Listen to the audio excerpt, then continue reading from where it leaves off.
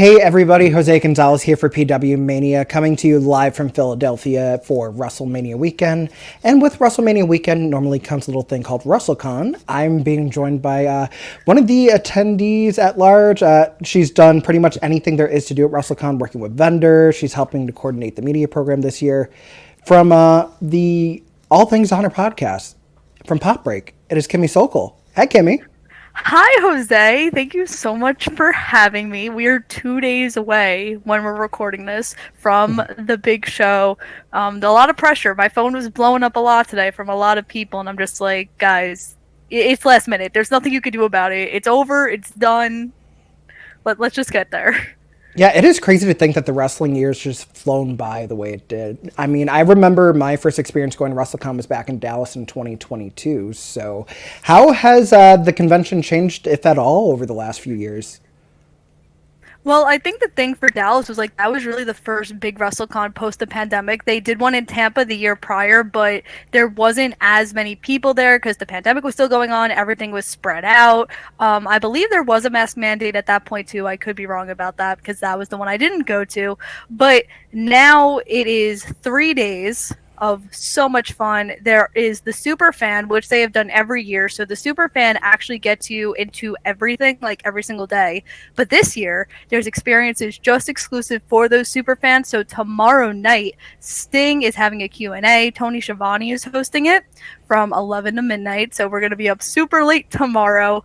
There's also a breakfast. There's a lunch. There's also a WrestleMania watch party both nights if you don't choose to sit out in the cold in Philadelphia. So that might be the route I'm going to take because it's going to be brick here in Philly. But yeah, so that's like really the main thing. I mean, they have kind of scaled back a little bit because the last couple of years they've done 4 sessions. They've done like 2 sessions on Friday and then like a session Saturday, a session Thursday night. That's what they did in Dallas. But this year it's just one Friday, Saturday, and Sunday. Yeah, it feels like everything with WrestleMania weekend, it always kind of gets hectic because there's so many things going on that people always kind of want to be able to attend everything. So, what are some standouts that we can expect from WrestleCon this year for 2024? So I think the big thing is there's a lot of people making their WrestleCon debuts. Ronda Rousey is coming to WrestleCon Saturday. She's the headliner. She's going to have books available because she came out with her memoir recently. She's also going to have Funko Pops, 8x10s, and all that. There's also over 200 wrestlers attending this year's WrestleCon. It is the most that they've ever had in the 11 years that WrestleCon has been a thing. But yeah, there's just so many talent there. It's kind of like if you want that fan experience, and that's what we try to emphasize, is it's not just about like going up to meet the talent, get your autograph, get your picture, and get them out of there. It's kind of like conventions are made for fans to meet their heroes and meet the people that they look up to, and this is your chance to do that. And how can you not with 200 talent there, from WWE Hall of Famers to AEW talent to indie people to Joshi to ECW legends, like everyone and anyone is going to be at WrestleCon. Yeah, it's exciting stuff, and there's also a lot of vendors there that will actually have things to purchase as well too. So collectibles, I know there's championship belts that are usually there sometimes too. So something else that WrestleCon normally has is different from the convention, but they usually also have their super show. So is that usually an annual tradition that will happen in the evenings, usually on the first night of WrestleCon? Yeah, so this year it's actually tomorrow night. Paul Walter Hauser is wrestling Sammy Callahan in a Philadelphia street fight. I believe that might be the main event. So I really don't know what to expect because you saw a couple weeks ago that Paul Walter Hauser was wrestling Matt Cardona. And I've learned to just now say he's never say appearing. never. Haven't we all in this business? So that's one of the main matches. Michael Haku actually just also got announced for a match a couple days ago for the WrestleCon Super Show. I compare it actually to the Forbidden Door because there's so many talent that are going to appear at WrestleCon that do happen on this Super Show from all different companies. There is a little surprise happening tomorrow. I'm not going to say what it is, but fans are really going to like it. If you are attending, I know that the show is sold out and there's only like standing room only, so that's really exciting too. But yeah, there's the Super Show has been a tradition for the last couple of years, and it's just so fun to see so many talent from all different promotions come together and celebrate the biggest week of them all. I love that, and I feel like a lot of times they usually also have it on streaming too. I think on Triller TV if someone wants to purchase that on pay-per-view. For whatever reason, they can't make it to Philadelphia for the show, or it is just truly sold out beyond standing room only, which is always a good sign because Philly crowds in general are known for being very hot, very passionate about wrestling, so it makes total sense that you have an amalgamation of all these different promotions and stars coming together to put on one great show. Yeah, I mean, you talk about Philadelphia crowds. I mean, I'm pretty scared if Cody Rhodes loses this weekend, there might be a riot. Because remember, when Roman Reigns won the Royal Rumble in Philadelphia, there was a riot. So, like, kind of nervous for everyone going to WrestleMania in Philly night too, in case Cody does not finish the story. Yeah, 9 years apart, I believe, too, which is crazy to think. I mean, kind of circling back to the convention a little bit, I know you've also had your experience working with many different talent over the years. On the vendor side of things, I actually first met you back in Dallas when you were working a couple different booths. I've heard some rave reviews, and I've heard some less than rave reviews, most notably recently by the current hashtag Forever ROH champ, Ring of Honor Women's World Champion Athena. Do you have any rebuttal to her criticism?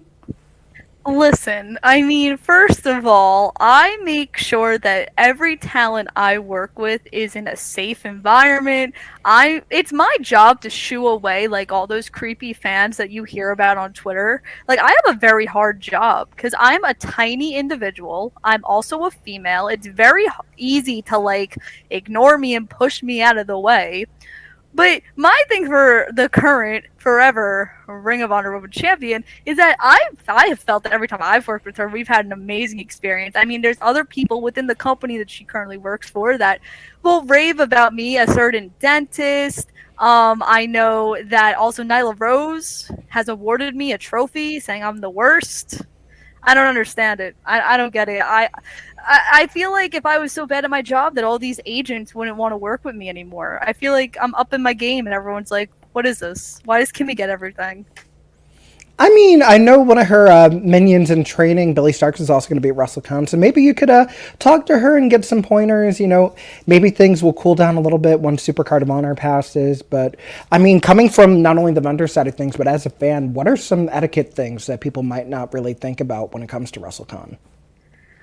Oh, there's so many. Obviously, number one, the most important, which everyone talks about when you go to a wrestling show, is shower, deodorant, hygiene. There's going to be a lot of people there. Like I said, there was a record number of tickets that were sold for this event, which means there's going to be a lot of people there. And, you know, there's only really two big rooms that the town are going to be in. There's a room downstairs and a room upstairs. I was told that last night.